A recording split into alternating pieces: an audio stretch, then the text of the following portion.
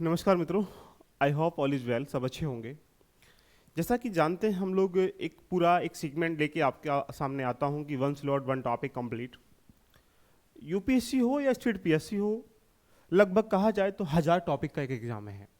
लगभग 1000 टॉपिक का, उसमें चाहे हिस्ट्री का पार्ट हो, पॉलिटी, इकोनॉमी, सबका क्यों ना पार्ट हो।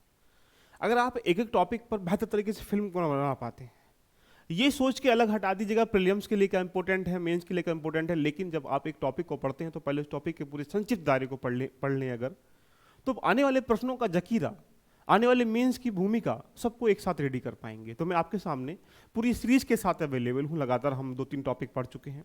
आज एक नया टॉपिक है, उसमें जानेंगे कि भैया किस तरीके से स्टेट पीएससी आप एग्जाम दे पा रहे हो, चाहे बीपीएससी का एग्जाम हो, यूपीपीसीएस का एग्जाम हो या यूपीएससी का एग्जाम हो, इवन अदर बाकी जो भी एग्जाम हो, उस टॉपिक में से अगर मान लीजिएगा आपने पूरी फिल्म को बना पाते तो मैं डेफिनेटली कह पाऊंगा उससे आने वाले प्रश्नों का एक पूरा फैक्चुअल बेस या कंसेप्चुअल बेस या एप्लीकेशन पार्ट सब कुछ रेडी हो जाएगा। तो आइए तैयार करते हैं हम लोग यहाँ से। आज का जो टॉपिक है उसका नाम है NHRC, national human right commission, राष्ट्रीय मानवाधिकार आयोग। अब यहां से थोड़ी सी दिमाग की फिल्म को उठाने का प्रयास करें।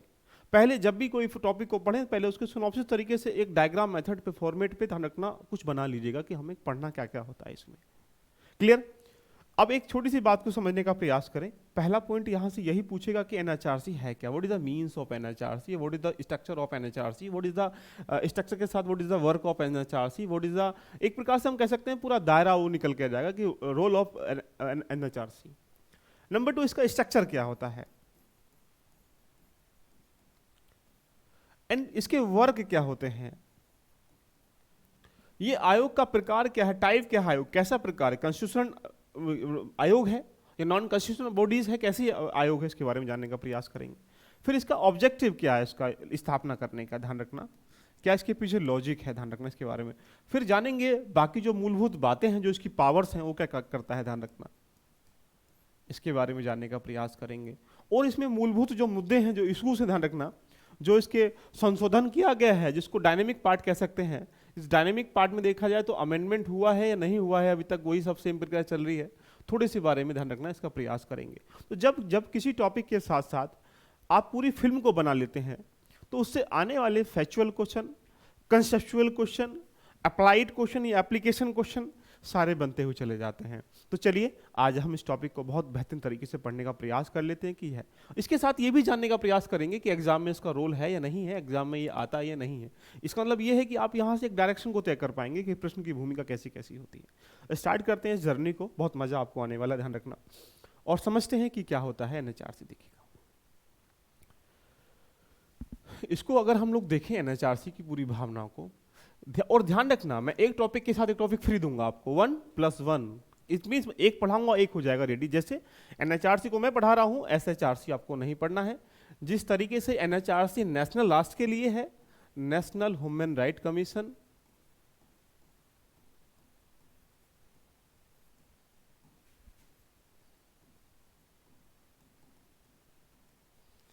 राष्ट्रीय मानवाधिकार आयोग,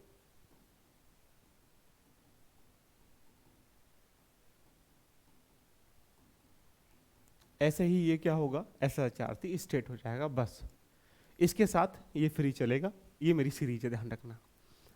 अब एक बात को समझिएगा, मानवाधिकार वर्ड का मतलब लग गया कि मानव के अधिकार की रक्षा करना है, मानव के अधिकार की रक्षा करना, वर्ड को समझो बड़े प्यार से। अब ये मानव के अधिकार की, अगर हम अधिकार की चर्चा करें मेरे प्यारे दोस्तों, तो बहुत मोहब्बत से चीजों को टैकल करने का समय आ चुका है। अगर अधिकारों की हम डिबेट करें तो अधिकारों का जो ढांचा है वो 3 से 4 भाग में हम कन्वर्ट कर सकते हैं। पहला क्या होता है, इट मीन्स मतलब संवैधानिक अधिकार की जगह मौलिक अधिकार होते हैं, that is fundamental rights. And second is हम लोग बोलते हैं constitutional rights, constitutional rights, that is संवैधानिक अधिकार। And third is legal rights, it means कानूनी अधिकार। और जो फोर्थ पार्ट आता है that is human rights, it means मानव अधिकार।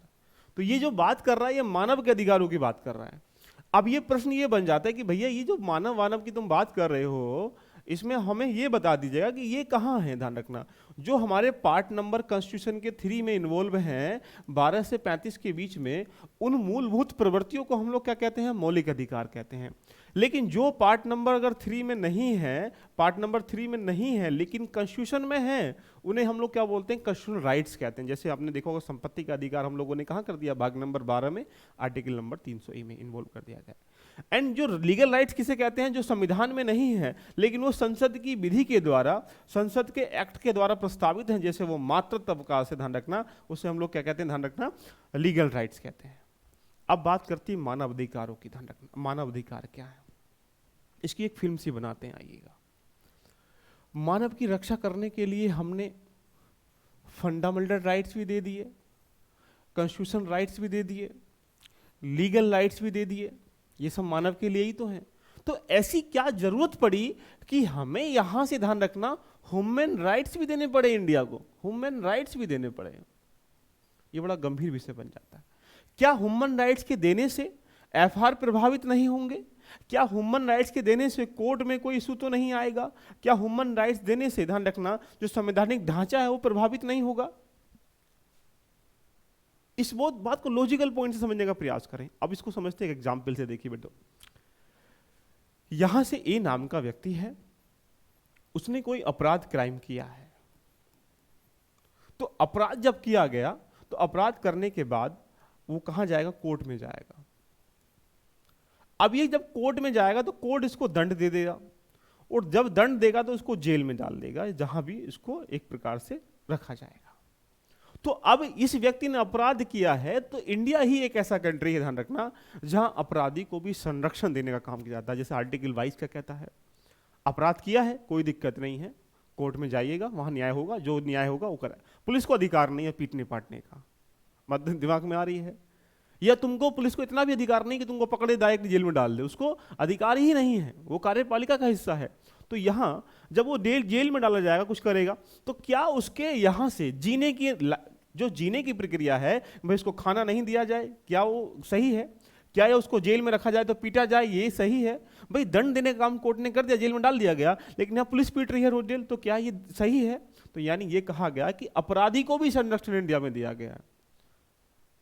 तो यानी एक प्रकार से कहा जाए, इन सब के लिए इस व्यक्ति को अपराध किया, ठीक बात है, कोई दिक्कत नहीं, अपराधी को भी यहाँ एक अधिकार दिए गए हैं, उसको मानव अधिकार कहते हैं। यानी मानव का मतलब वे अधिकार जिन्हें जीने की प्रक्रियाओं से एग्जाम्पल बेस पे समझा जाए। तो अब एग्जाम्पल समझिएगा, अपराध किया है, यहाँ पुलिस आती है, ठूक ठाठ करना स्टार्ट कर लेती है, ये सब कुछ ये करना स्टार्ट कर लेती है। यानी एक प्रकार से कहा जाए तो उसके अधिकार को हनन होना। क्योंकि आर्टिकल क्या कहता है, ध्यान रखना, राइट टू डिग्निटी कहता है, यानी सभी को समानतापूर्ण, गरिमापूर्ण जीवन जीने का अधिकार है। लेकिन हमारी तो गरिमा ही नहीं रही, भारत के हर किसी की व्यक्ति गरिमा छीनी जा रही है, हो गई है ही नहीं ध्यान रख गरिमा।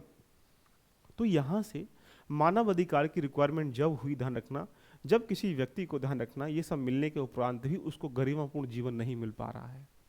अब गरिमापूर्ण जीवन क्यों नहीं मिल पा रहा है? गरिमापूर्ण जीवन कहीं ना कहीं समाज के माध्यम से, जाति समुदाय के माध्यम से, ये सारे क्या हैं, छीनते हैं। एक बच्चा है, एग्जाम्पल समझो, एक बच्चा है ए, उसके पिताजी हैं एफ, इस बच्चे को पैदा कर दिया, ठीक बात है, उसको अधिकार दे दिया गया, बाकी पढ़ाई मिल रही है, सब कुछ मिल रहा है, लेकिन जो ये करना चाहता है वो नहीं मिल रहा। तो क्या वो गरिमापूर्ण जीवन जी रहा है? तो बोलेंगे सर नहीं जी रहा है। तो गरिमापूर्ण जीवन जीने का मतलब है कि हमारे देश में जो, अब तुम देखिए बहुत सारे इंडिया के लोग, ध्यान रखना, हंगरी से, भूख से मर जाते हैं। बहुत सारी जो चाइल्ड लेबर है लगातार वो सड़कों पे काम करती रहती है। आर्टिकल 23-24 यही तो कहता है कि भैया यहाँ शोषण नहीं करेंगे किसी बच्चे का, यानी उसके लिए खिलाफ है, लेकिन फिर भी बच्चे करते हैं ना। अब इसके लिए क्यों जाएं? अब एक व्यक्ति, समझ लीजिएगा, एग्जाम्पल समझे, यहाँ पे किया है, अगर यही व्यक्ति अपराध हो रहा है, इसके ऊपर फिर क्राइम कर दिया, लेकिन जब ये कोर्ट जाएगा तो कोर्ट क्यों नहीं पहुंच पाता है? इसके बहुत सारे कारण हैं। जैसा आप जानते हैं, कोर्ट बहुत कॉस्टली है, नियमित तरीके से जो कानूनी प्रक्रिया है बहुत लंबी होती है, न्याय नहीं मिल पाता है, तो जाए कहाँ, ध्यान रखना। इसका एक एग्जाम्पल और भी समझिएगा। यहाँ से ए नाम का व्यक्ति है, उसकी शादी जो होती है बी से होती है, और उसके बाद इनों में क्या होता है, आपस में झगड़ा हो जाता है। तो अब सोचो ये पत्नी कहाँ जाएगी? पहले अपने परिवार में बताएगी, उसके बाद फिर क्या करेगी? उसके बाद क्या करेगी बताओ? यहाँ से अपने ससुराल में बताएगी, जहाँ मतलब मैके में बताएगी, फिर समाज में बताएगी समस्या हो रही है। इसके बाद भी जब उसकी समस्या निस्तारण नहीं हो तो कहाँ जाए?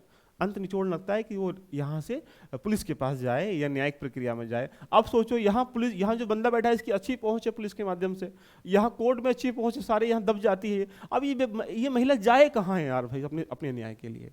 इसको गरिमापूर्ण जीवन नहीं मिल पा रहा है। यानी गरिमापूर्ण जीवन ये थोड़ी कि तुम गुलामी की जंजीरों में हमेशा बंधे रहोगे, तुम इंडिपेंडेंट हो तो डिग्निटी लाइफ तुमको जीने का अधिकार है भारत में।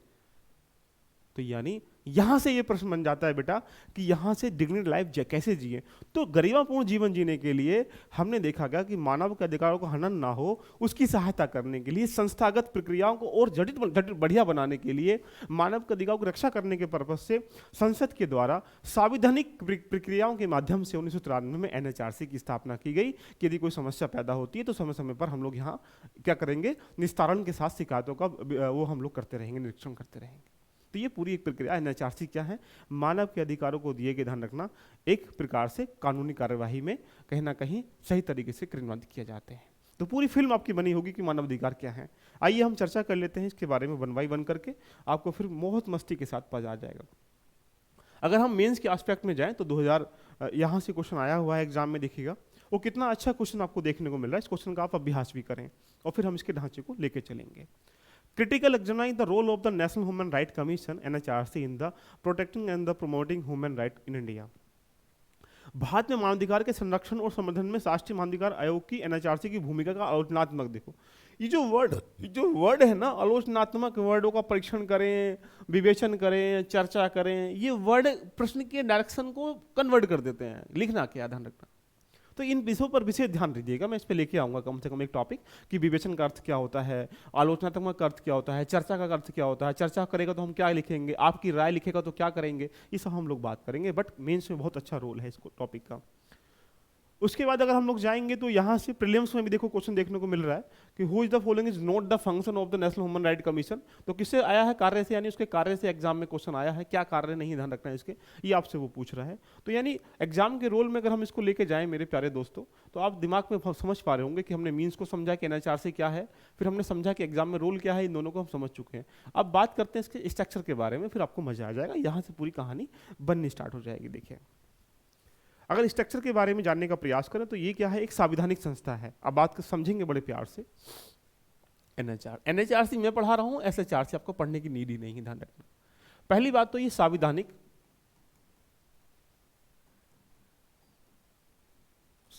निकाय है। अब ये संवैधानिक निकाय क्या होते हैं, ये भी एक विषय बन जाता है, ठीक है, समझाएंगे इसको भी, पहले समझते हैं।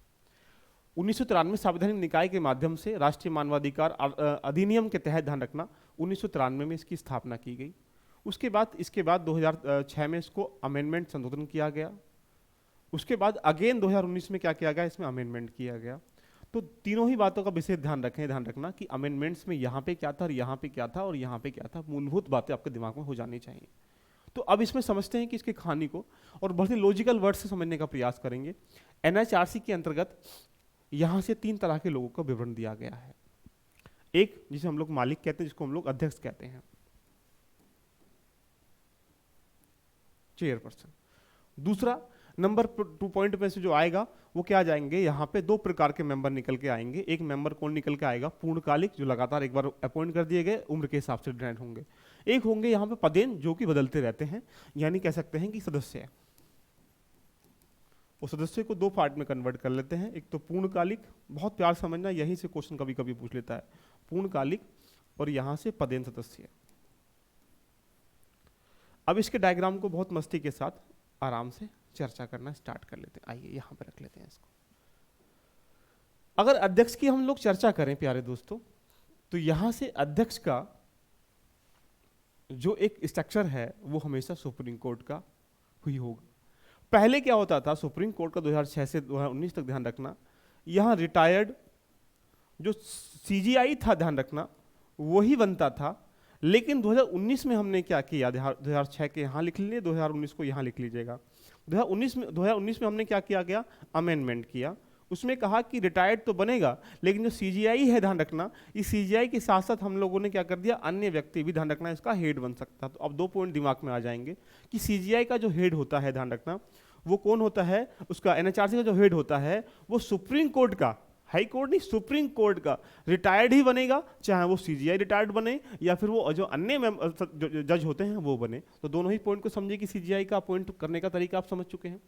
दूसरी बात करते हैं जो पूर्णकालिक, जो यहाँ पे कंपलसरी होते हैं। पहले इसमें देखा जाए तो 4 मेंबर हुआ करते थे, अब इसमें ध्यान रखना 5 मेंबर होते हैं। अब ये 5 मेंबर कौन कौन से होते हैं इसको भी समझने का प्रयास करें। एक मेंबर यहाँ से जो आएगा वो आएगा सुप्रीम कोर्ट से, ध्यान रखना वो भी कौन से, रिटायर्ड आएगा। कौन सा, अन्य में से आ जाएगा, कोई भी आ जाएगा, पहला पॉइंट। दूसरा पॉइंट, यहां से कोई भी किसी भी हाई कोर्ट का रिटायर्ड ही आ जाएगा, लेकिन कौन सा आएगा रिटायर्ड भी, ध्यान रखना जो वहां का जज हेड होगा, जो यहाँ का कौन हेड होगा, हाई कोर्ट का जो, जिसको हम लोग कहते हैं, जो एक प्रकार से हाई कोर्ट का जो हेड होता है, जिसको हम लोग, उसको भी हम लोग हाई कोर्ट का हेड कहते हैं। बात क्लियर है यहां तक? अब बात निकल के आती, एक आपने यहां लगा दिया, एक यहां लगा दिया। पहले इसमें क्या होते थे, 2 सदस्य हुआ करते थे, ध्यान रखना, जो कि उन्हें मानव का ज्ञान उनके पास होना चाहिए, मानव के अधिकार का ज्ञान होना चाहिए, ऐसे 2 व्यक्ति इसमें अपॉइंट किए जाएंगे। लेकिन अब इसमें 2 की जगह कितना कर दिया गया है बेटा, यहाँ 2 की जगह 3 कर दिया गया है, ध्यान रखना, बस यही पॉइंट समझना है, 2 की जगह 3 मेंबर कर दिया गया है, यानी आप कह सकते हैं कि 3 मेंबर अपॉइंट करेंगे। और इसमें यह डिफाइन कर दिया गया है कि यहाँ एक महिला भी होगी कम से कम। तो यानी कुल मिला के कहा जाए तो 5 मेंबर हैं, कौन से, पूर्णकालिक वाले 5 मेंबर हैं। अध्यक्ष एक हो गया है, 5 जो है पूर्णकालिक वाले हो चुके हैं। अब इसमें अगली जो पॉइंट बनती है, कड़ी जो बनती है, वो क्या कड़ी बनती है, यहां से पदेन सदस्यों की हम लोग चर्चा करेंगे प्यारे दोस्तों। तो ये रहा पदेन सदस्य। अब पदेन सदस्यों की जब चर्चा करेंगे तो इसको भी आप जानने का प्रयास करें, फिर आपके दिमाग में पूरी फिल्म बन जाएगी, फिर मैं आपको दिखा दूंगा। पदेन सदस्यों की अगर हम लोग चर्चा करें तो इसमें पदेन का मतलब मानव अधिकार का हनन हो कहां रहा है, इसको समझो। सामुदायिक स्तर पर, प्रारंभिक स्तर पर, बच्चों के स्तर पर, तो यहीं से इन लोगों को हमने क्या किया है, अपॉइंट करना स्टार्ट कर दिया है। इसमें 7 पदेन सदस्यों को रखा गया है। पहले महिला आयोग का अध्यक्ष होगी, नंबर 2 एससी आयोग का अध्यक्ष होगी, एसटी आयोग का अध्यक्ष होगी, अल्पसंख्यक आयोग का अध्यक्ष होगा, जो भी कोई है। ये क्या है, आयोग है, ध्यान रखना, इनके आयोग के अध्यक्ष इसमें रहेंगे। उसके बाद पिछला आयोग का अध्यक्ष होगा, इसमें अपॉइंट कर दिया है। बाल संरक्षण अधिनियम के आयोग का अध्यक्ष होगा, ध्यान रखना। उसके बाद यहाँ पे दिव्यांगों के लिए, ध्यान रखना, ये क्या होगा, एक जो आयुक्त है वो अपॉइंट किया जाएगा। तो यानी आप ये कह सकते हैं कि ये इनको मिलाने के बाद एक ढांचा बन जाता है, जिसे हम लोग कह सकते हैं, ध्यान रखना, एक प्रकार से ये पूरी कहानी। क्लियर यहां तक? तो 7 लोगों को इसमें रखा गया है। तो 7 इसमें क्या है, पदेन सदस्य हैं। ये पूरी फिल्म आपके दिमाग में एक कंसेप्ट स्ट्रक्चर के रूप में बन पा रही होगी कि जो एनएचआरसी है, वो एनएचआरसी क्या है, एनएचआरसी एक मैक्सिमम बॉडी है। अब इसमें एनएचआरसी की स्थापना कब की गई, ये सब मैंने बता दिया, ये ढांचा आपको बता दिया। ये ढांचा आपको याद है तो आपके दिमाग में पूरी फिल्म बन पा रही होगी। अब चर्चा करते हैं कि इन सबको अपॉइंट कौन करता है। इनको अपॉइंट करने की रिक्वायरमेंट ही नहीं, तो खुद एक मेंबर है। लेकिन बात अब इन प्रश्नों की आ जाती है, तो अब यहां से हम लोग बात करते हैं कि इनकी नियुक्ति कैसे होती है, उसके बारे में जानेंगे, फिर हम लोग आगे बढ़ लेते हैं। अपॉइंट प्रक्रिया है, नियुक्ति प्रक्रिया, देखो, और फिर इसके कार्यों में फिर मजा आ जाएगा आपको। बड़े लॉजिकल पॉइंट से समझने का प्रयास करते हैं इसका अपॉइंट प्रक्रिया को भी। अपॉइंट कौन करता है, राष्ट्रपति करता है। लेकिन राष्ट्रपति कभी भी स्वेच्छा से कोई काम इंडिया में कर नहीं सकता, ध्यान रखना। उसके पीछे एक सिफारिश होती है, और ये सिफारिश कौन करता है इसको भी जानने का प्रयास करें। एक समिति करती है, कमेटी करती है, और कमेटी के अंतर्गत जो होते हैं, यहाँ से चीज़ों को समझें। एक इसका अध्यक्ष होता है, और ये अध्यक्ष जो होता है वो कौन होता है, पीएम होता है। प्रश्न यहाँ से नहीं आएगा, मेंस में प्रश्न कहाँ से आएगा मैं आपको बता दूंगा। बाकी जो होते हैं इसमें सदस्य होते हैं। अब इसमें जो मेंबर होते हैं बेटा, वो मेंबर कौन कौन होते हैं, इनकी चीज़ों को भी टैकल करने का प्रयास करें, आपको फिर आनंद की पराकाष्ठा प्राप्त होनी हो जाएगी यहाँ से। अगर हम ये सब चीज़ों को देखें तो एक पॉइंट सदस्य अगर हम लोग देखें यहाँ से, तो एक फिल्म को बना लेते हैं, देखिएगा। सदस्य पहला बहुत इंपॉर्टेंट सेगमेंट है, राज्यसभा का सभापति या उपसभापति। ये क्वेश्चन पूछने के लिए कभी कभी आता है, राज्यसभा का उपसभापति, ये इसका मेंबर होता है, vice chairman Rajya Sabha. Number 2 Lok Sabha का इसमें अध्यक्ष।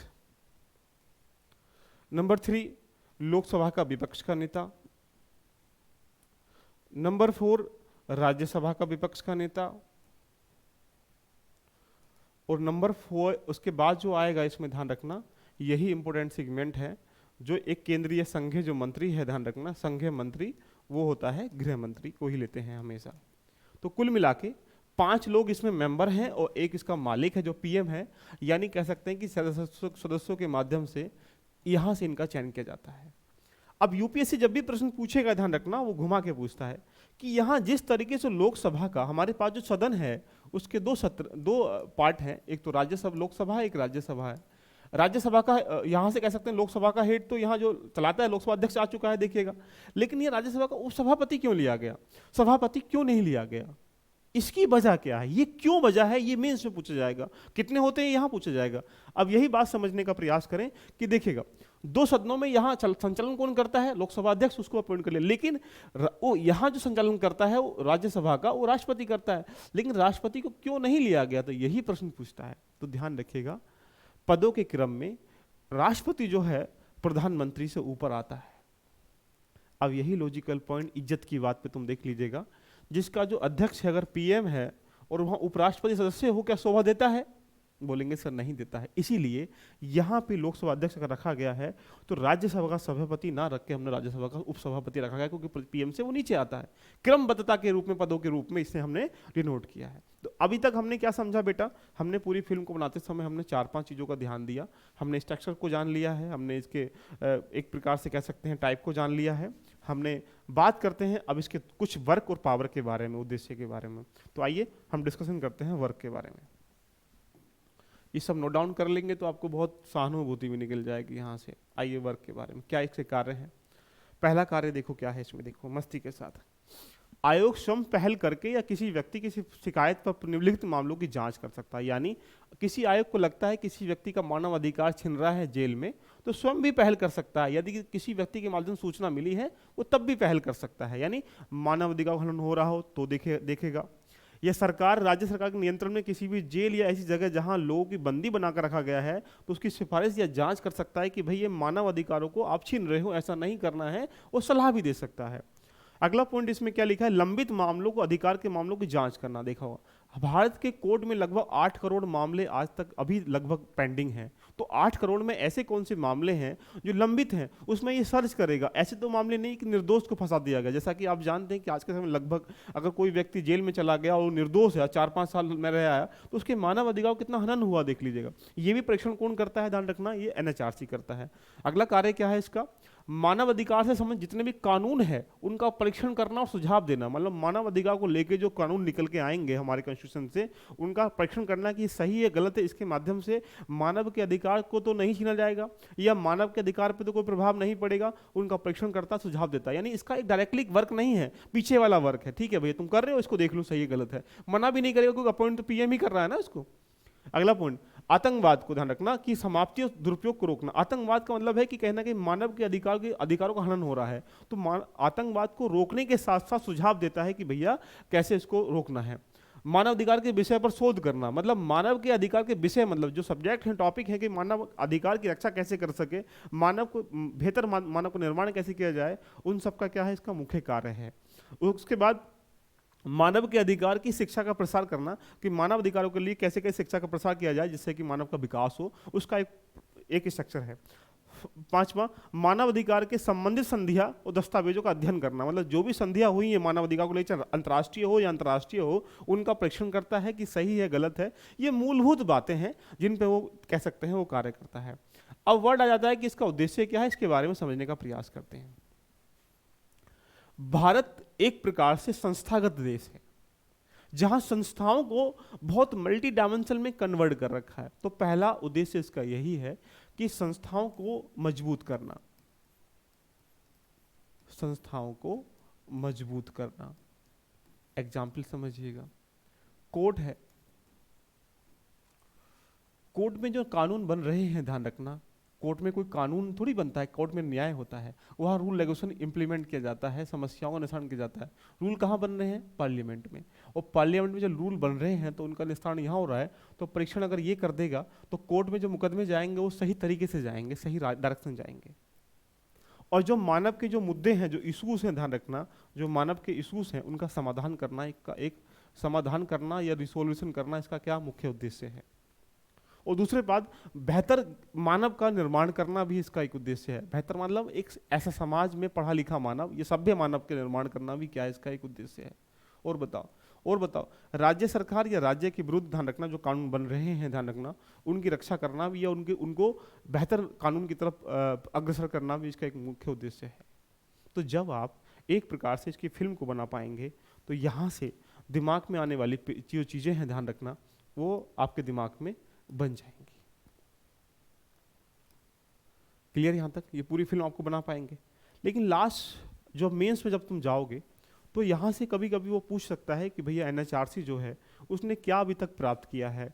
तो आयोग ने देखिएगा बहुत सारी चीज़ों को प्राप्त किया है। जो बंधुआ मजदूर हुआ करते थे उनकी लगातार उनके पीछे काम कर रहा है। यौन हिंसाएं जितनी होती उनके पीछे काम कर रहा है। महिलाओं की जो समस्याएं होती उनके पीछे काम कर रहा है। जो अपराध होते हैं उनके पीछे काम कर रहा है। आतंकवाद के लिए धनक सुझाव देने का काम कर रहा है। तो यानी मैं कह सकता हूँ कि यहाँ से जो एक प्रकार से जो बालक होता है ध्यान रखना, जिसको हम लोग कह सकते हैं कि एक मजदूरी टाइप की जो बाल, एक प्रकार से बाल श्रम होते हैं, उसके पीछे वो काम कर रहा है। या जो एक प्रकार से जो महिलाएं कहीं ना कहीं प्रताड़ित हो रही है उनके पीछे काम कर रहा है। तो यहाँ एक मीन्स के एस्पेक्ट पे क्वेश्चन बन जाएगा। तो दोस्तों एक बार कमेंट करके जरूर बताइएगा कि जो एनएचआरसी का सेशन है कैसा लगा आपको। इसके साथ जो भी एसएचआरसी है ध्यान रखना, उसको आप स्वतः रेडी कर लीजिएगा, क्योंकि एसएचआरसी में बस एस लगा, स्टेट लगा है। तो जहाँ यहाँ राष्ट्रपति होगा वहाँ पे कौन हो? गवर्नर होगा। जहाँ यहाँ सीएम है वहाँ पे कौन होगा? बोलेंगे सर वहाँ, सॉरी वहाँ पीएम है वहाँ सीएम होगा। यहाँ पे केंद्रीय मंत्री है वहाँ राज्य मंत्री होगा। यहाँ लोकसभा अध्यक्ष है वहाँ सभापति होगा, किसका? विधानसभा का। यहाँ विपक्ष का नेता है वहाँ विपक्ष का नेता होगा। कुछ करने की रिक्वायरमेंट होगी, ये केंद्र में काम करता है वो राज्य में काम करता है, इतना ही अंतर है। तो यानी एक के साथ एक फ्री चल रहा है अपना टॉपिक। एक बार कमेंट करके बताओ कि एनएचआरसी कैसा लगा आपको। मिलते हैं नेक्स्ट सेशन में। स्ट्रक्चर को जान चुके हैं और इसकी प्रक्रिया जान चुके हैं, क्यों लेके आए ये जान चुके हैं, कैसा निकाय ये जान चुके हैं। मिलते हैं नेक्स्ट सेशन में नेक्स्ट टॉपिक के साथ। All the best, love you all, bye bye, take care.